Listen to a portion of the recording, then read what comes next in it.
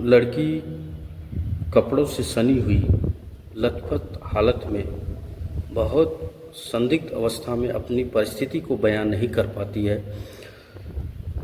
यह घटना एक ऐसी लड़की की है जो कक्षा 11 में पढ़ती थी। बहुत ही संदिग्ध हालत में उसको पाया जाता है और वह एक आश्रम में मिलती है।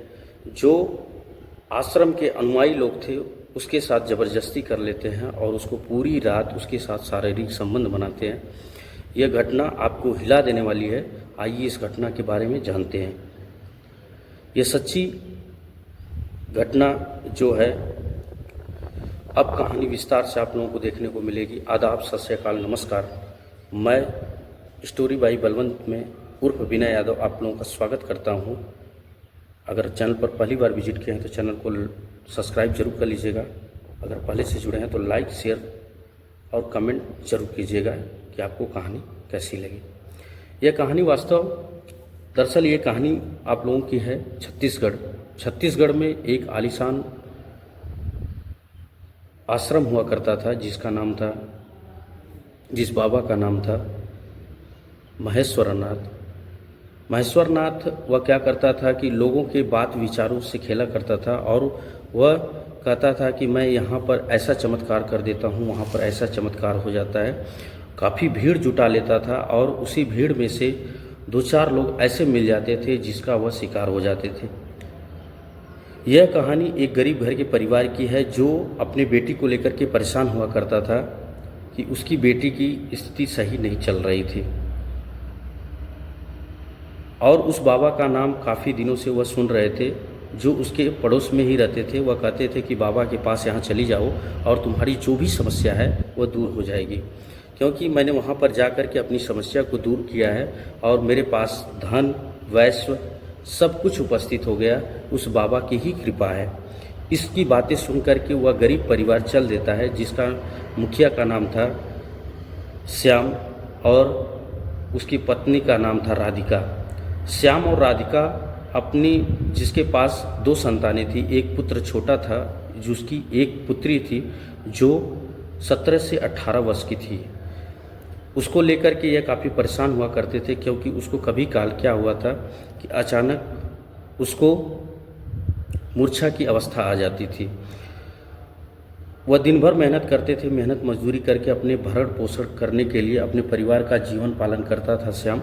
और श्याम ही लेकर के अपने परिवार को ही लेकर के चिंतित रहता था, अपनी पुत्री को लेकर के कि मैं इसकी कैसे शादी विवाह कर सकूंगा, कैसे क्या करूंगा, मुझे कुछ नहीं समझ में आ रहा है, भगवान मेरी सहायता कीजिए।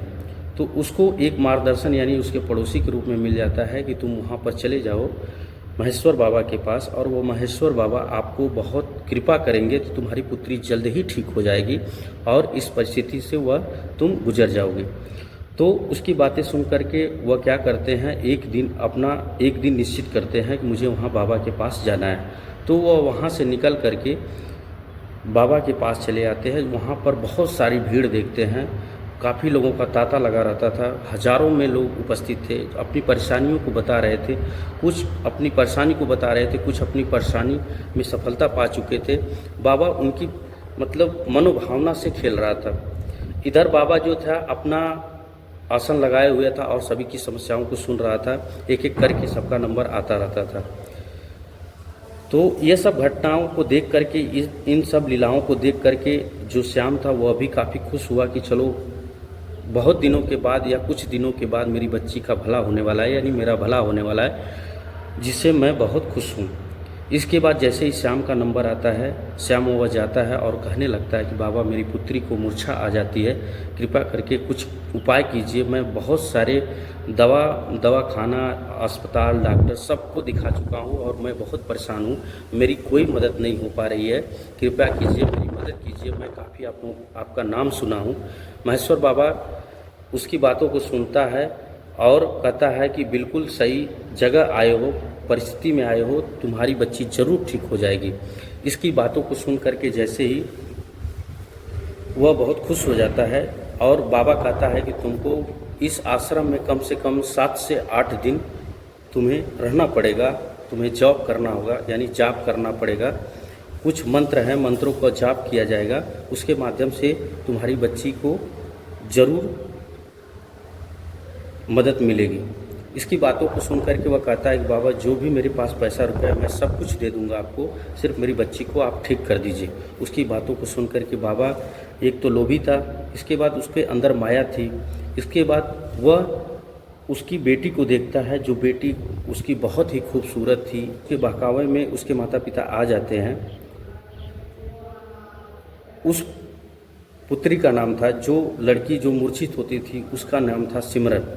और सिमरन भी बाबा को देखती है तो वह बाबा की गलत निगाहों से अपने माता पिता को आगाह करना चाहती है, लेकिन उसके माता पिता उसके अंधविश्वासी में फंस चुके थे, उसकी बातों को सुन रहे थे और उसके नियमों का पालन कर रहे थे, उसके अनुसरण कर रहे थे, जिससे वह परेशान हो चुकी थी। अब वह कहीं से बाहर भी नहीं जा सकती थी या किसी से अपनी बातें भी शेयर नहीं करती थी अपने माता पिता के सिवा। वह अपनी माता से कहती है कि इसका आचरण सही नहीं है, मैं यहाँ पर इस बाबा के यहाँ आश्रम में नहीं रहूँगी, मुझे घर ले चलो, मुझे कुछ नहीं हुआ है। लेकिन उसके माता पिता उसकी एक भी बात नहीं मानते हैं और उस आश्रम में वहाँ पर रुक जाते हैं। 2 से 3 दिन गुजरते हैं, वह कुछ मंत्रों या यज्ञों का जाप करता है, जिसके अनुयायी वहाँ पर आते हैं और वह यज्ञों का जाप कराते हैं। इसके बाद धीरे धीरे 4 से 5 दिन बीत जाता है। फिर एक रात ऐसी आती है जो 10 से 11 बजे करीब रात, वह कहता है कि जो तुम्हारी बच्ची है मुझे इसका कुछ यज्ञ करवाना है, जो अकेले में मैं कर सकता हूँ, इसके साथ बैठ के कर सकता हूँ, वह तुम लोगों के उपस्थिति में नहीं हो सकता, उसका कुछ नियम है। उसकी बातों को मान लेते हैं उसके माता पिता, उसके अंधविश्वास में फंस जाते हैं और वहाँ से कहते हैं कि कम से कम पूरी रात आपको मुझे इसके साथ छोड़ना पड़ेगा। वो उसकी बातों को मान लेते हैं क्योंकि उनको यह लग रहा था कि नहीं मेरी बच्ची सही हो जाएगी, मेरे परिवार सुधर जाएगा, मेरी बच्ची की हालत सही हो जाएगी। और वह लेकर के वहाँ पर उसको छोड़ करके अलग से मतलब कमरे में चले जाते हैं, वहाँ पर खाते हैं पीते हैं और सो जाते हैं। इधर जो था, जो उसका महेश्वर बाबा था, वह क्या किया, उस बच्ची के साथ उसको नशीली दवाएं पिला दिया।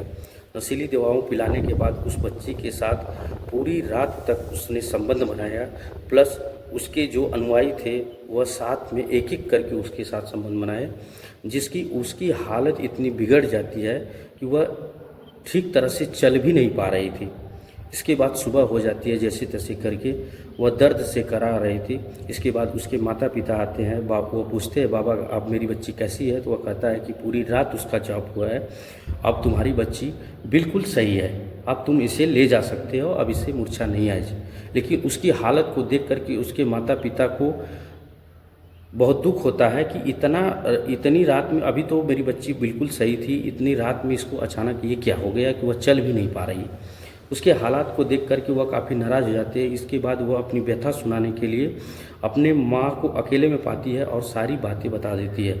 उसकी माता जो राधिका थी, उसकी माँ सुनती है तो वह चीखने चिल्लाने लगती है, जिसको सुन करके उसका पिता दौड़ के आता है और उसकी बातों को सुनने लगता है। इसके बाद उसका माता पिता बहुत दुखी होते हैं। इसके बाद धीरे धीरे वह प्रशासन को बुलाते हैं और प्रशासन को कॉल करते हैं और वह बाबा के साथ जो भी घटना हुई थी वह अपनी व्यथा को सुना देती है।